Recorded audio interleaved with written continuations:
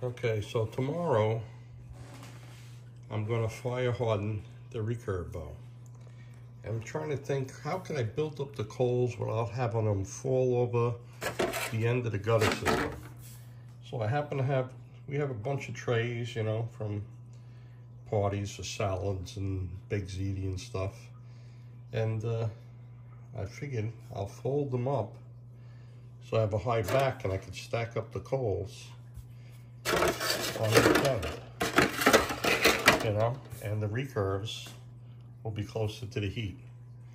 See what happens when I can't sleep? My mind goes crazy. So, all right, if you see this in the video, you know, obviously it worked and I used it.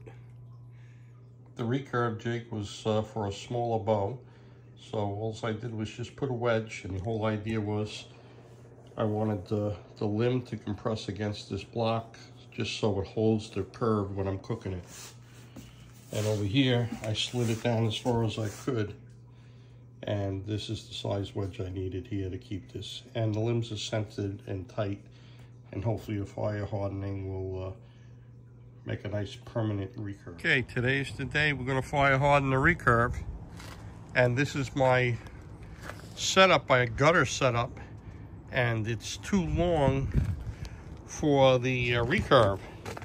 So all we have to do is unscrew this clamp, okay? And you see how I have this clamped here? Okay, there's a piece of metal that I have clamped through one of the vent holes to keep this fire hardening jig on. All I do is slide this off. Look. Oh, I got a clamp here holding it up. Hang on. All I do is slide this out. See the channel? See that channel? That channel slides. I leave the bottom screw with big screws and it slides in. See, it slides in and out. Well, we don't need this today. So this is getting put on the slide. And now we're going to set this up for the recurve. Okay, so it's pretty versatile. So before I set it up, I want to make sure I got enough gutter, or else I'd have to slide it down to put the coals in the fire harden this. Okay. And what I did last night, because my mind's going and I can't sleep at night, I took these foil pans and folded them up. And I'm going to make them fit in here for the coals. You see, one for each side. And this way it'll be a little higher, built up on the edges to catch the coals. All right, we'll put a little more coals up on the end for the recurve, so it's going to work out. I'll stop here, I'll show you when it's done. Okay, to give you an idea what I got so far, just got the coals on because it's windy to hold it down, but this is it. And I'm going to start stacking up coals on this side and building them up so it gets closer to the curve. Okay, so it's closer to the curve. Here's the recurve layout for fire hardening. I got those little cradles in the end there. Hold up a little more coals. It's another crazy windy day at Long Island. And I'm not going to be bothered playing around with the little Bic lighter, trying to get it to click and make a flame in the wind. All right. So here we go.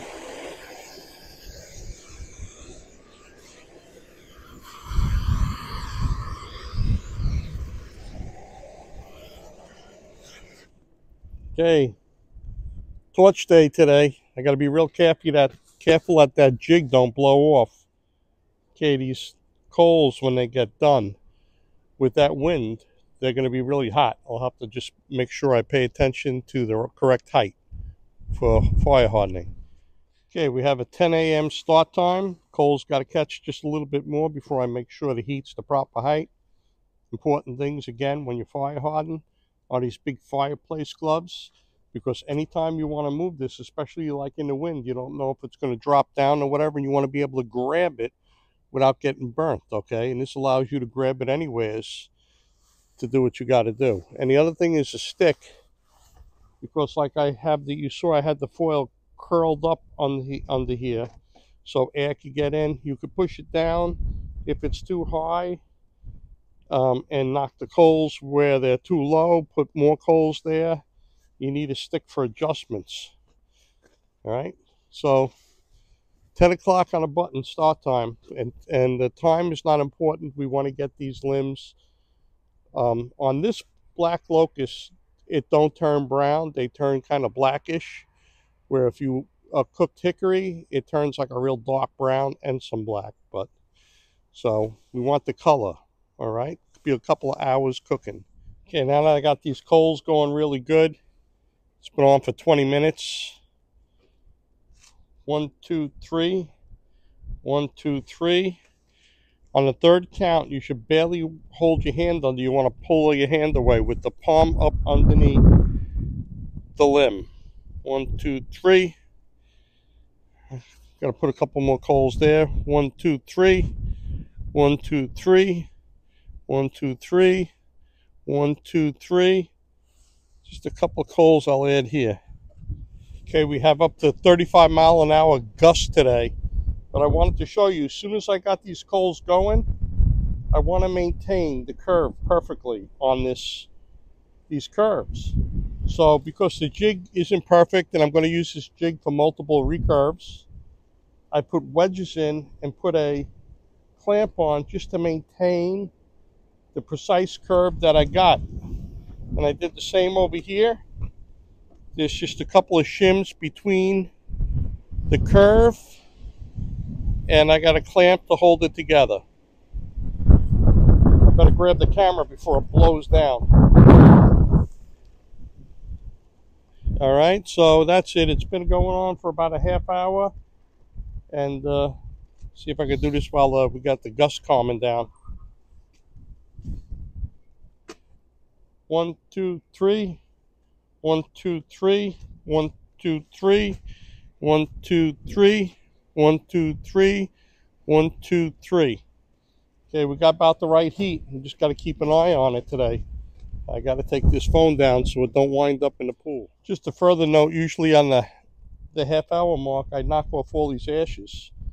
But as you can see with the wind blowing, it's kind of knocking off the ashes for me. You can see the orange in the coal pile over there. And it's maintaining the heat. And let me just grab this for a minute.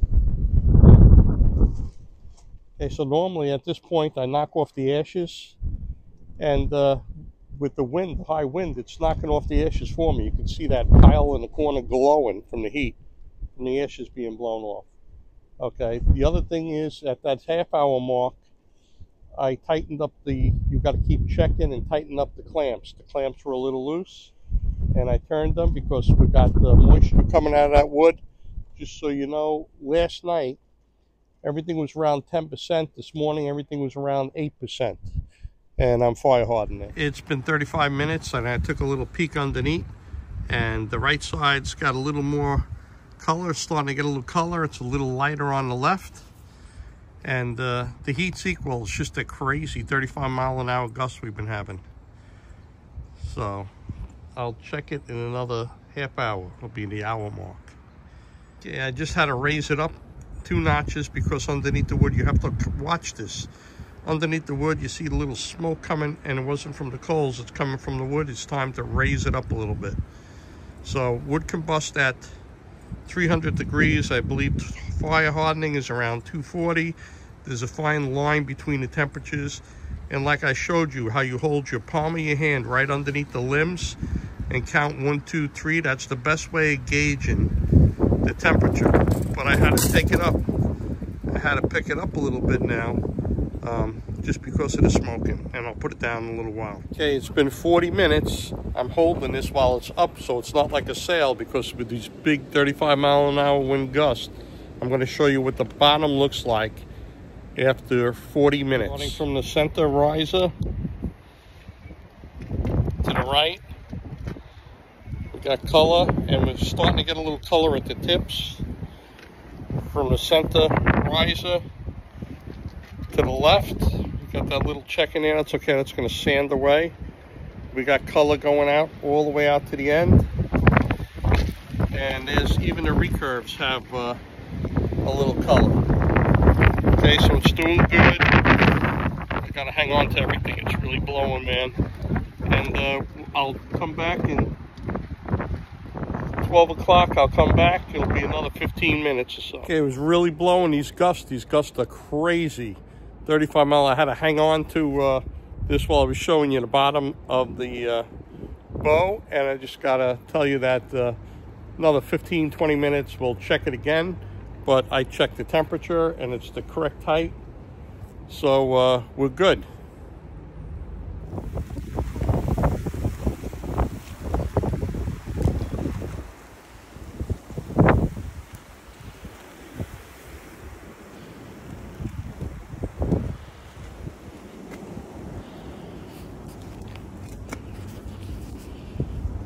Well, I can't sleep a lot at night, and then I start thinking. And sometimes the ideas are okay, sometimes they're a little on the crazy side, but still okay. So I got these trays that I showed you earlier, and they seem to be working out because it's putting heat in the recoil, in the recurve ends. Okay, so it seems to be doing good. I just, with this high wind, I'm going through so much coals. I went and I got another bag of coals to burn. So just got to keep a close eye on everything, make sure the heat's right. And I'm hoping I have a nice recurve bow when I'm all done. Okay, once again, I'm adding coals. Seems like I'm adding a lot of coals because these wind gusts are knocking off the ashes and burning out the coals. Just pay attention to whether the coals are smoking or the wood's smoking. You don't want that wood smoking. If it does start, you got to raise it up a little, let it cool off. And like I said, the best way to judge the distance is with your hand. But when you have these wind gusts, it creates hot spots sometimes. So just be mindful, babysit it. And once again, this black locust don't turn really brown. It turns like a blackish color. So expect that, all right?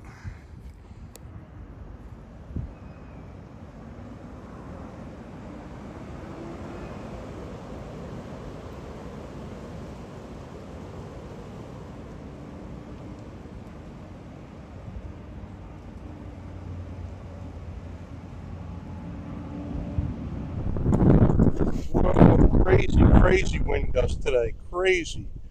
I'm going to wait for these big wind gusts to go, and then I'm going to pick it up and show you. They seem to come in spurts. Okay, I think it's over. Let's see. It's been an hour and a half. And I really got to watch when I pick this up because it's like a sail.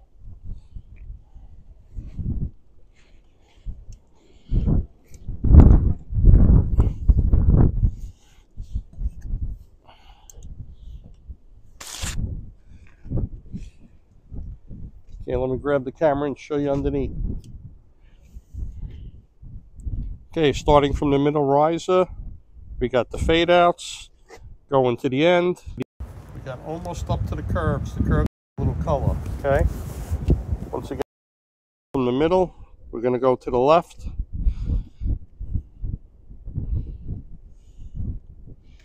And we're going to go up to the curves. And even the curves have a little bit of color. We're doing good at the hour and a half. Specifically work on the curves for a while now. Like maybe 15 minutes each. I can see I'm going to have to raise it. I'm awful close. But that's the idea. Just want to give you the angle. And I got to watch with the high winds that it don't blow like a sail. Getting the other end cooked too. Make sure it's cooked good.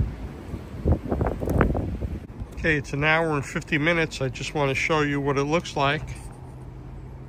Okay, from the center riser, we got color in the fade outs going down. All the way down to the tips. Now we're going to the left.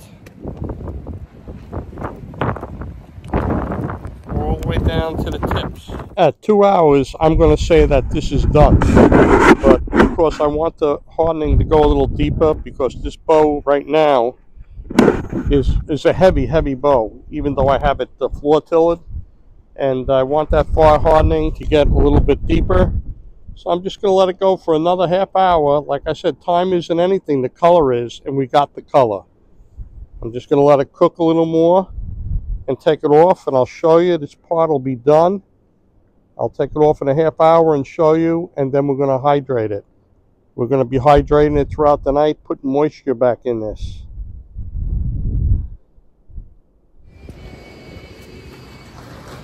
Looking good. It's looking pretty good. Well, let me grab the stand. The hurricane's blowing again. Look at these trees, man. See what I was dealing with today? Okay. So let me stop this here. When it cools off, I'm going to take it off and I'm going to show you. Came out good. Now that I'm done, I'm just going to tell you that this tray that I folded up, okay, even though it's a cheap tin foil tray, I'm going to, when I clean up, I'm going to save those so I can reuse them again. So it ain't a waste of 2 trays. It'll be recyclable, that I could use it over and over again for recurves. Well, you don't see too many fire hardening recurve videos, so I'm going to make this one a separate video just for fire hardening the recurve. And I'm going to also include, I'm going to put on buffalo horn tips, so it'll be strictly fire hardening the recurve with buffalo horn tips put on. This is my black locust fire hardened recurve. Take a look. So just wanted to show you, this is what it looks like. Fire hardened right to the ends. All right, I'm happy with this recurve, really happy with it. These are the buffalo horn tips I'm going to put on it, and once I'm done with that, putting the tips on this, that'll be the end of this video, okay? Because we're just going to do fire hardening and putting horn tips on, because there's not too many recurve fire hardening videos out there. All right, so that'll be it for this video, and this part, fire hardening. Then we'll do the horn tips, and that'll be the end of the video. Well, I'm so glad that I'm done. It's windy and cold today. That wind just goes right to you, and I had to worry about the fire hardening jig, you know, blowing over. So anyway, what we're doing now is I have a wet rag, just a washcloth, and we're going to hydrate this. And I'm going to leave this bow on the back deck here, and I'm going to wipe it down 3-4 times. There's 0 moisture in this. You know what reads 0 on the meter, right? And mine reads 4, so less than 4 is 0. So we're going to really soak this up. Don't be afraid to put moisture back in this, all right? Because we want to have moisture in when we tiller it. And what I'm going to do is, today I'm done with this, other than keeping moisture in. Tomorrow, or maybe later tonight, if I can't sleep again, I'm going to shape antler tips and shape the bow, and we're going to glue on some antler tips. They're actually not antler tips. I'm using buffalo horn this time. Okay, buffalo tips. So, and a lot of guys use Type On. I'm using A40Y because I have it, you know, and I have like quarter cans. And at some point, I'm going to buy new cans at A40, and I don't want to waste it because it's expensive. So what I'm going to do is, once I shape them, I'm going to put them on and glue them with that A40. But I'm really happy. You saw how twisted this was, right? And when I used the heat gun and put it on a jig, I was able to correct a lot of that twist. And then I bent it even more, and once the fire hardening took place, it's straight as could be, you know. It's really good. It looks excellent. I'm really happy. All right, now all we have to do is, once I get the moisture back in and I get the antler tips on and string grooves, all I have to do is tiller it without breaking it. And if that happens, that'll be awesome. So just wanted to show you that don't be afraid to soak it up. soak up a rag and put water on it, okay? See you later. So I have these Buffalo knife handle blanks that I purchased. And what I did was I put some tape, you know, some masking tape in the back.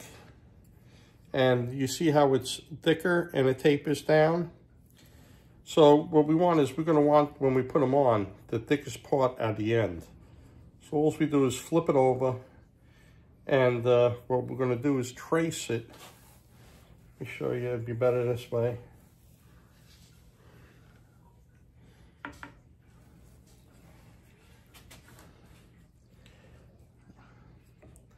I lay this on this like this, and I trace it. Okay, this is for this tip, and this is for the other tip, okay?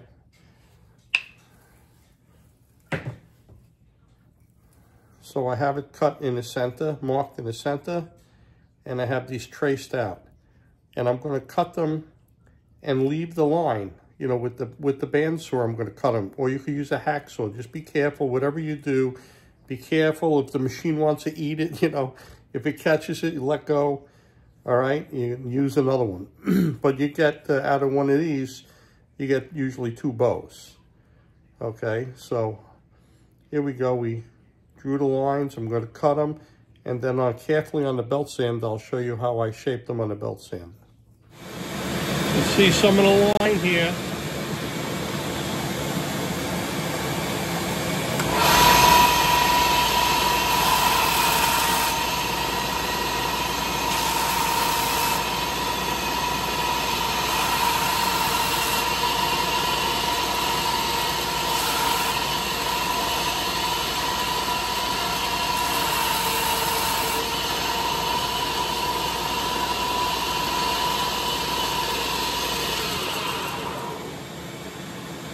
Now we have a thicker spot and a thinner spot. Okay. Put the tape off.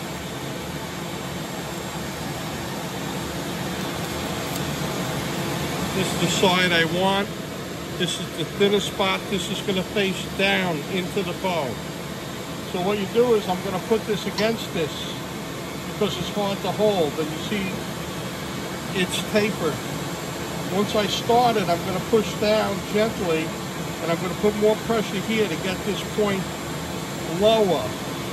You don't want to do it this way. It'll wedge right in there and it'll blow apart. And then when you're done, you just shut the switch off.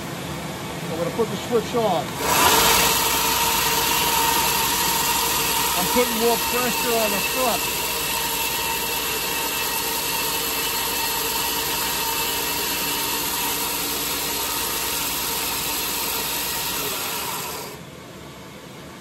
And you see it's nice and thin, right? Okay, by putting pressure on the front. And then what we'll do is, once I get it the right width, I'm going to taper it. I'll show you, I'll taper some now.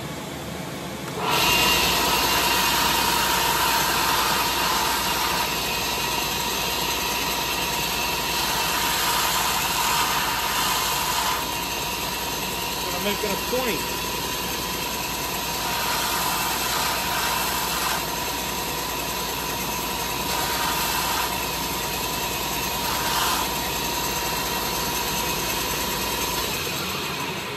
Then I'm going to take a barrel Dremel and make it nice and round, and then you'll see the edges, and then we'll sand it. But look, see how nice it is?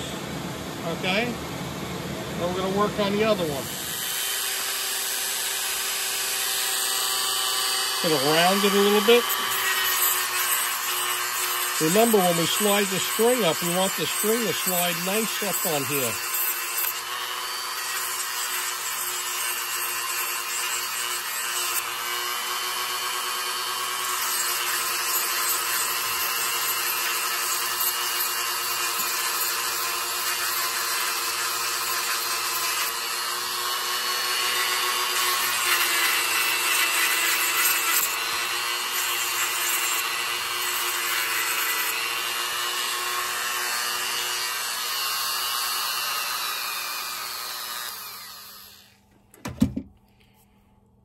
Okay, I'm going to touch it one more time on the belt. Okay, here we go. Here's the check. Thick side goes to the end. Look. Very nice, right? Very nice. Okay. Now we're going to check the other side. Here's the other end. Okay, that's what it's going to look like. Now what I'm going to do is I'm going to hold this on an angle here. Okay.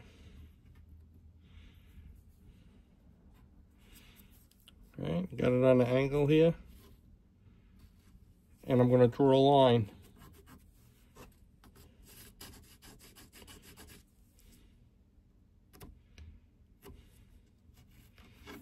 Okay, that's where I gotta take it down to kind of.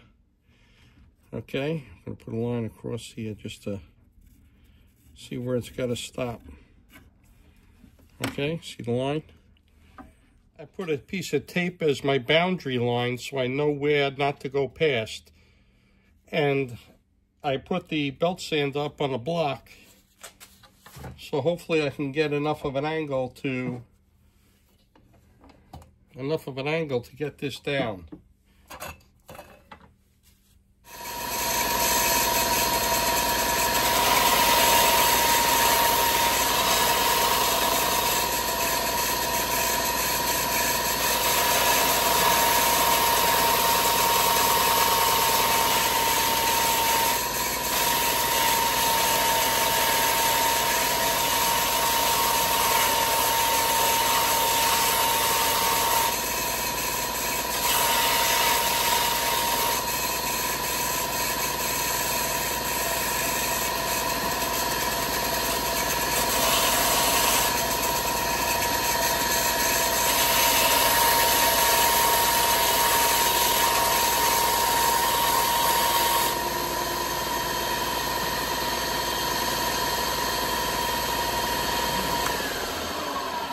Okay, I took enough of it off where I could use a file to take it down to the rest of the way, okay?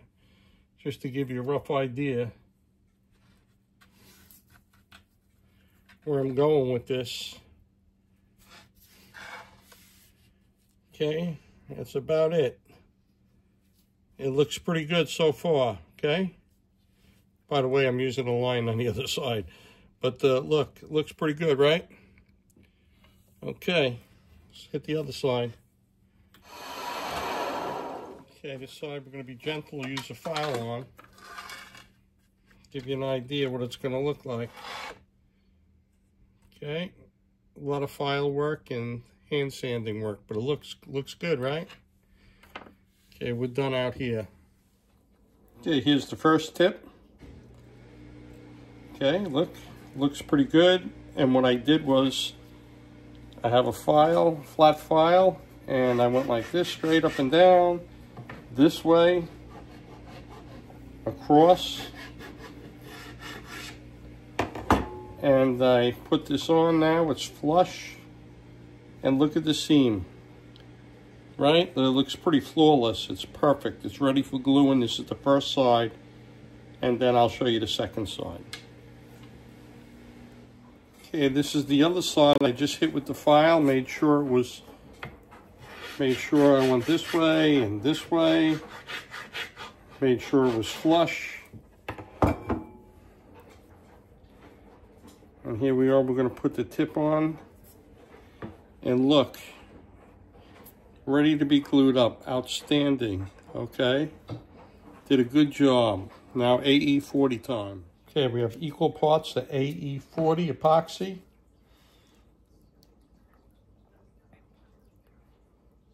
Putting on the back of the horn. Okay. I'll lay it on here. Make sure it's on centered, nice. It's okay if a tiny bit overhangs a little bit, we're going to trim it. Try to make it even though.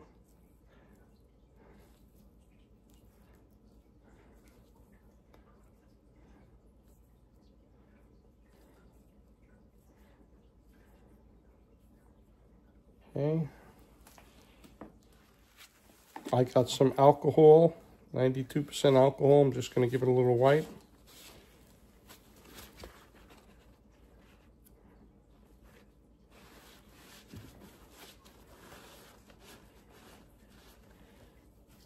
Okay. I don't want to put a big heavy clamp on. Last time I had problems with it. I'm going to try these potato chip clamps.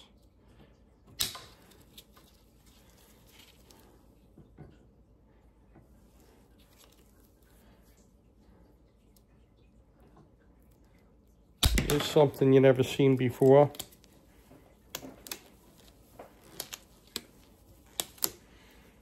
Got some rubber bands there holding it on. Okay, it holds it on. Holds it snug. I could adjust it if I have to a little bit. Right? It's perfect, right? And the thing about the rubber bands is if they stick or glue or whatever, you'll sand them right off. Okay, so rubber bands, okay?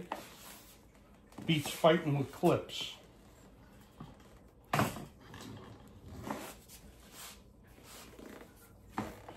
Now we got side 2 here. Side 2. Put some AE40 on it. On the back. Wipe off the extra.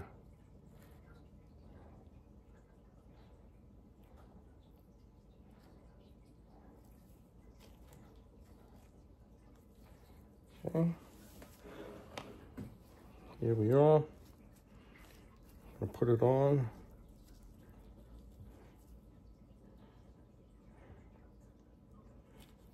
Got it set.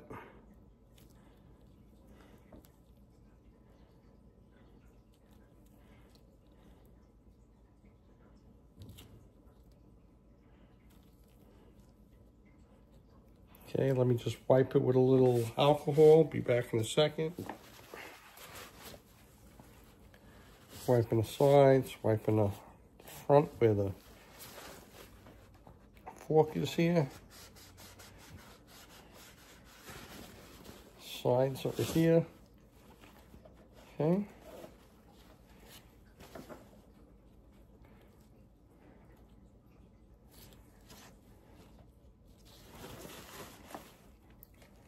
Guess what we're going to do now? I'm going to put a rubber band on it.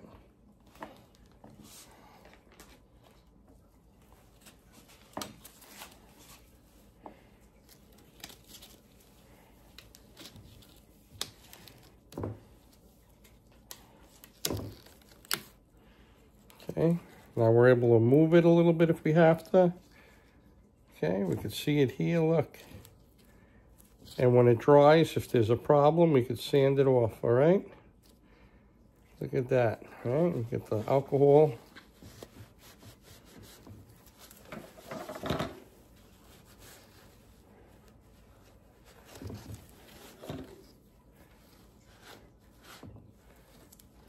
Look how nice. Okay. Rubber bands. Okay, now we're going to let this sit for 2 days. Okay, here's the tips on my Toxic Curve Recurve fire hardened. Okay, look at that. That looks good. Okay, this is my black Locust Recurve that's been cut down from a tree. Let's see, probably a month and a half ago. And we cut it, we shaped it, I took it down to a ring, fire hardened it, and in the next couple of days it's going to be string grooves cut and tilled and shooting. It's been a long busy day, okay, so stay tuned for tillering and shooting of that bow. That'll be part 3 of Toxic Curve. Have a good day.